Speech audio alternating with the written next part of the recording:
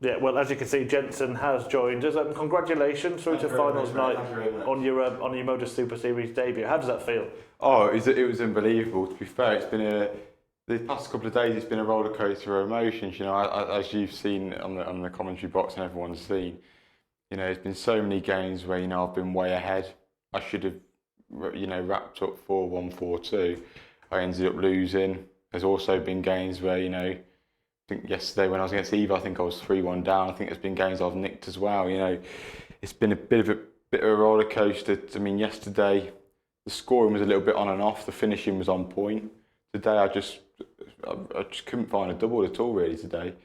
But the scoring was absolutely was probably as well as I've ever scored, to be fair.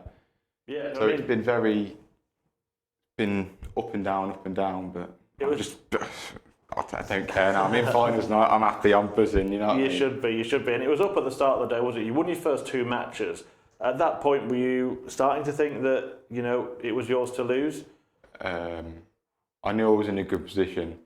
As I said to a couple of people at home, said to me, this is yours now. We think you've got a good chance. I said, if you look at it one way, I'm 2 points off the top. You look at it another way, I'm 2 points off the bottom. That's how tight the group is. This can go any way. Nothing's told me. You've seen that right to the end. We were in the practice room. None of us players knew what was really happening until 9 games in, and then we realised it was me and Mike for a shootout. Apart from that, it's been a coin toss all the past couple of days. Absolute coin toss. What was it like to play in that game then? Once it came down to it, all the pressure of a straight shootout for that place at finals night. Looking back on it now, it's probably because what the game meant, it's probably one of my biggest games I've ever played. But had I lost that game, it'd been one of the worst games I've ever played. I can't say they're enjoyable games to play in because I could come on here and lie now and say that they're good games to play in, but they're not. They're horrible. When you're flowing and everything's going in, it is, but it's just so much on it. It was just you stress yourself. They're horrible games, but that's experience, and that's how you get experience. You only get it by going through those moments and sort of living in those do or die situations. So that's going to actually put him in good stead. Not only that he was in that environment, but actually coming through it in a positive state. So you can't buy experience. You can't sort of think it. You have to live it, and that's just what you've gone through there. What was the heart rate like during that? Was it? To be fair, pretty much every single time I've been trying to do is every single leg I've had, obviously with a little break, 10-second break in between legs. Obviously, I've been trying to compose myself, have a drink, then come back again. So every single time I've kept, the nerves. I'm quite a nervous player anyway, to be fair to me. So I've just been trying to control it. The 102 was really the turning point there. Apart from that, I don't really think I'm as honest as they come with my games. I don't really think I dominated that at all. Really, I think it was a very nip and tuck game, and I was the lucky one who come out on top. But I'd rather be that lucky one that come out on top. The best, as I said to my dad, the best habit in darts is to win when you're playing rough, because as a player, obviously you've played in the Pro Tour. Oh, he's played rough a few times. As a player, you play well, you win in the game anyway. But it's playing rough and winning is a difficult thing. You mentioned that 102 checkout. We were really impressed with that in the commentary box. First of all, because you'd missed a few doubles up to that point, and Mike had taken his chances. But just the adaptability really to stay there when the dart was just above the treble 20 to then go for that, get the double 11. How quickly do you make those types of decisions? It's where the first dart lies really. I knew I'd been scoring well. I knew at the same time the conventional doubles, your 16s, your 20s, your 18s hadn't actually been going in for me. So I thought, if I'm scoring well, I'll give myself a shot at the double. I'll try and keep it straight.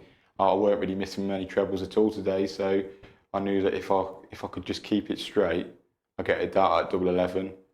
Don't really usually practice them sort of odd doubles, but it's somewhat different to double 16, because obviously everyone knows, you know, when if you miss 4 or 5 darts at double 16 in the previous matches, you're going in at 2-2, going for double 16, and that's in the back of your mind, whether you like it or not. And the more you try not to think about it, the more you think about it.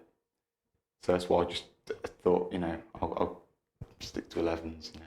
Right, I'm going to show you something that you'll definitely like now. Here is a final look at the league table. Second place, the top two, of course, go through, and it was a really closely fought group right down till the death, as you know. How proud does it make you to look at that and see yourself going through? Oh, I mean, you have a look at the players going down. I mean, Alan Norris, bags of experience. I think he's been the world top 16, didn't he? You know, Jim McEwen, he's won one here. Shane, phenomenal player. He's come really as a. He said to me, he's just privileged to be here. He's played some great stuff. Mike, everyone knows what he can do. To be in finals night, after going through a field like that, it's unbelievable stuff, you know. And I'm the newbie, really, you know. I'm the nobody really in the group. You know what I mean? And to make it finals night, it's madness, absolute madness. But I take everything I can get, you know. Yeah, well, you're there with two of the players who've made it so far. We can show you who. So Bradley Roos, who won Group A, Eva Lexma, who won your group. And so far, you know, you're kind of all in that same position. Yeah, Bradley has been here before. He's only 19, you're only 17. Eva was in his debut as well. It's wide open, isn't it, tomorrow night? Oh, yeah. Yeah, it's wide open. Yeah, I mean, you look at it, you know, there's so many... Well, it's been nip and tuck all week. Group B started off tight, Group C's been tight, and Group A's been tight. It could go any way tomorrow night, honestly. And this is me. I'm being tried probably neutral, possibly can. It can literally go any way, you know. And he's part of it. Look, let's talk about tonight for a moment, Matthew, because we do have 5 players fighting out for the final 3 places. Plenty of experience in that group. And does the fact that it's sort of wide open between 3 self-admittedly less experienced players, does that kind of put the pressure more on the players that are trying to get through from Group B? I think if we had different characters in there, I think we'd maybe look at that Group B tonight and say someone's going to come through that thinking they've already won this week. Had we had Reece Robinson here, who won week 1, he'd look at that and look at the weakness or the vulnerabilities or the potential nerves or potential stories of younger players or debutant players that are coming through, and he would go, right, I'm going to really grab. But we don't have those sort of characters tonight. I think we've just got people tonight that will really worry about the task at hand and look in that room and go, this is a tough room, and then want to just get there on Saturday just like everybody else. We don't really have sort of like a boisterous leader of the practice room as such in there tonight. And who do you expect to get through? I've said it from the beginning. In fact, I've actually said last night that I think Jeff Smith could be the winner of the series. So I'm going to stick with Jeff Smith. There we go. One name. We'll get some more from him this evening. Congratulations to you, Jenson. Thank you very much. You've made it through. Just finally for you, playing in front of an audience on Saturday here at the Super Series, are you going to be able to get a few friends and family down? Have you had those conversations yet, or is that something you're going to go and do now? That's something we're going to go and sort out now. I'd said obviously before, if I was to, so I wasn't getting carried away or anything. If I was going to, we're going to get hopefully my nan can come down. Obviously my dad's here with me anyway. He's back at the hotel. We're going to get my sister, her boyfriend. We're going to get them down as well, and yeah, try and get a bit. It'd be brilliant to have them down here. You know, be brilliant. The academy will be tuning in, I'm sure, as well. Yeah, they'll be supporting me hopefully. No, it's brilliant. It's brilliant. There's a lot of support back home, and it's great to have everyone behind me.